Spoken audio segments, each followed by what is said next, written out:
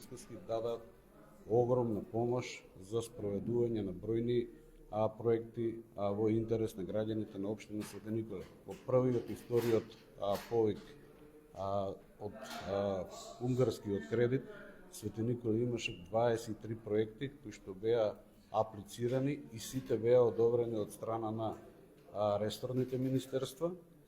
Тоа значи дека во овој период од првиот повик не се реализирани сите проекти, додека од вториот повик остануваат уште една третина, која што верувам дека ќе биде завршена до крајот на есента. Така што уште еднаш изразувам благодарност за помошта што имам, напоменувајќи дека Свети Николе будно ги следи сите огласи за проекти кои што се излезени дали од страна на Министерството за локална самоуправа или од други институции, така што за сега од последните огласи кои што излегоа од локална самоуправа ние аплициравме со 2 проекти, од кои што е еден воспоставување на фотоволтаици на сите локални институции во општина Свети Николе и реконструкција на една улица во нашиот град. Така што ги очекуваме и наредните проекти, наредните повици кои што ќе излезат во наредниот период. Спремни сме со проекти како општина Свети Николе и ќе аплицираме и понатаму. И искористивме и можноста така да министерот имаше конструктивна средба со Советот на општина Свети Николе и вработени во јавната администрација, кај што ги запозна со сите работи и сите идни проекти за кои што заедно со сите општини ќе бидат реализирани и во интерес на општината за поефикасна работа и нормално во интерес на граѓаните и на Свети Николе и на сите граѓани во Република Македонија. Благодарам. Благодарам. Може само местото да извини. Добар ден и од мене. Денеска после Чешиново Лешово имаме прилика да сме и овде во Свети Николе. Имавме многу продуктивна средба со градоначалникот. Оно што го слушнав навистина ме импонира. Повеќе од 18 проекти од првиот и вториот јавен повик, од вкупно 23 се веќе завршени, што значи дека имплементацијата е многу соодветна. Дополнително би сакал да дадам и уште една пофалба во делот на колектирање на собствените извори на финансирање.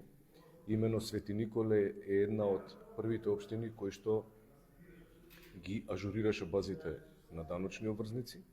Проект кој што ние го работиме тековно преку ресурсниот центар за сите останати општини во Република Македонија, за да ја овозможиме она финансиска независност од страна на централниот буџет, и тоа е навистина уште еден и успешен пример и му честитам на градоначалникот. Потоа имавме една, би рекол, интересна и конструктивна средба со членовите на Советот и општинската администрација.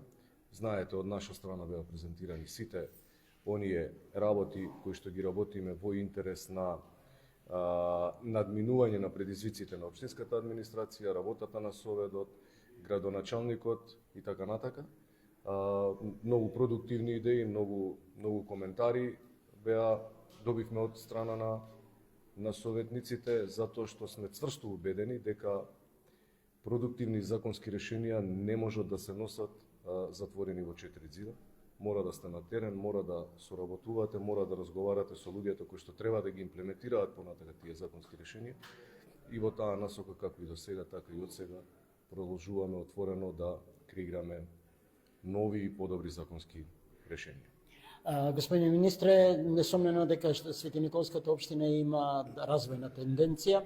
Како, на кој начин ресорното министерство може да помогне оваа тенденција да добие уште повеќе на динамика?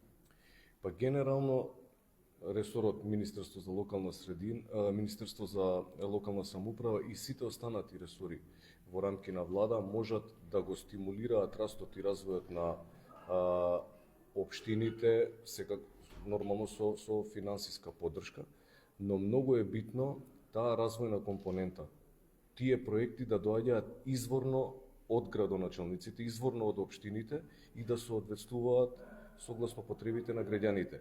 Без разлика колку средства и да има во рамки на ресорните министерства, доколку општината не креира или не продуцира проект, нема начин или нема можност како да се помогне.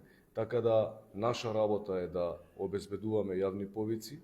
Во моментот, како што спомена градоначалникот, имаме 2 кои што се активни во Министерството за локална самоуправа. Тоа е повикот преку програмата за намалување на диспаритетите и повикот преку програмата на рамномерен регионален развој, која што се спроведува преку Бирото за регионален развој во рамки на Министерството за локална самоуправа. Значи, наша работа е да отвараме јавни повици, работата на општините, која што можам да кажам соодветно си е работата е во делот на креирање на проектна документација. Благодарам. Благодарам и на вас.